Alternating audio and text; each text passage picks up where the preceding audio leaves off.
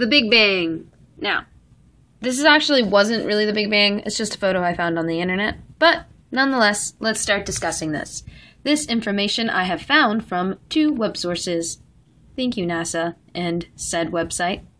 Alright, let's go and I shall read this to you, and so you can be filled with information about the Big Bang. This happened 13.7 billion years ago. There are many misconceptions surrounding the Big Bang Theory. For example, we tend to imagine a giant explosion. Experts say, however, that there was no explosion. There was, and continues to be, an expansion. So, just imagine. Alright, continuing. Rather than imagining a balloon popping and releasing its contents, imagine a balloon expanding. An infinitely small balloon expanding to the size of our current universe. Now, that's pretty big. Another misconception is that we tend to imagine the singularity as a little fireball appearing somewhere in space. Not true.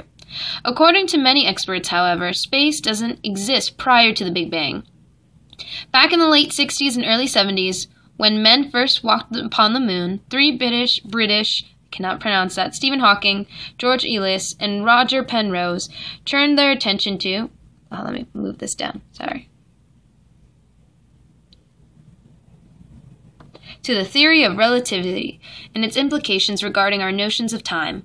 According to their calculations, time and space had a finite beginning that corresponded to the origin of matter and energy. The singularity didn't appear in space. Rather, space began inside of the singularity. Prior to the singularity, nothing existed. Not space, time, matter, or energy, not even you, nothing. So where in and what did the singularity appear if not in space? We don't know. We don't know where it came from, why it's here, or even where it is. All we really know is that we are inside of it, and at one time it didn't exist, and neither did we. Evidence for the Big Bang Theory for the Big Bang Theory lies in the abundance of the different elements of the universe. The universe is expanding now, so in the past it must have been smaller. If it were smaller in the past, then there probably was a time when it was small.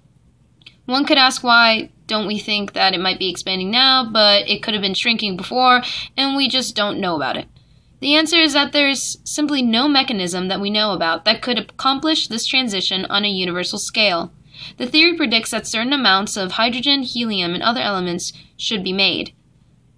Observations have shown almost exactly the amounts that are predicted. And as I said earlier, thanks to NASA and this website.